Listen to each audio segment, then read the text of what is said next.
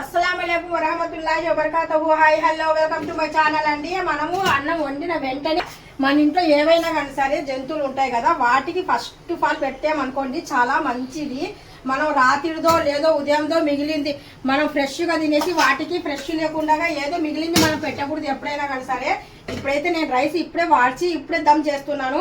అందుకనేసి first of all నేను ఎప్పుడు రైస్ వండినా కానీ సరే ఫస్ట్ మా యూకి బేటకే పెట్టేస్తాను. మా రేయో ఉంటే రేయోకి, యూకి ఉంటే యూకి, ఇలాగే తాజా తాజా రైస్ పెడతాను ఎప్పుడైనా కానీ సరే. బిస్మిల్లా అనేసి చూడండి. ఇంట్లో అయితే ఇంకా మనకు నైట్ రైస్ అయితే కనుక ఉంది ఇక్కడ, అయినా కానీ సరే నేను పెట్టడం లేదండి. ఈ రోజు అని కాదు, మీకు చూపిస్తున్నానని కాదు, మీకు చూపించకపోయినా కానీ సరే నేను ఎప్పుడైనా కానీ సరే అలాగే పెడతాను.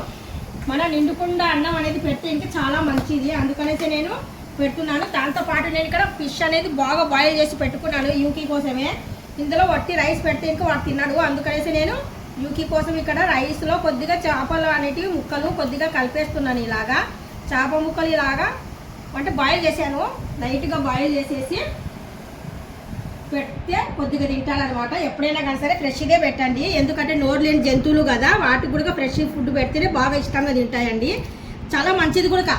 పాసిపోయినది 2 రోజులది 3 రోజులది అయితే పెట్టకండి. మనం ఇంట్లో తెచ్చి పెట్టుకున్న తర్వాత మన పిల్లలకు మనం ఎలా చూసుకుంటామో వాటికి అలాగే చూసుకుంటే ఇంకా చాలా హెల్దీ, చాలా మంచిది కూడా.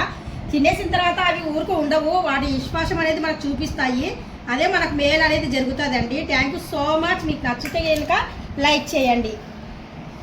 అల్లా హ్యాపీస్. చూస్తున్నారు కదా ఎంత ఇష్టంగా తింటున్నాడో. వేడి వేడి రైస్లో నేను ఎప్పుడు అలాగే పెడతాను. నేనైనా కానీ సరే మిగిలిన రైస్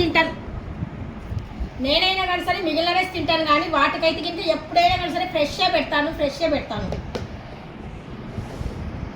నేను చెప్పిన ఈ 2-3 మాటలు మీకు నచ్చినట్టుగా అయితే లైక్ చేయండి, షేర్ చేయండి, కామెంట్ చేయండి, సబ్స్క్రైబ్ చేసి వెళ్ళండి. Thank you so much. Allah Hafeez.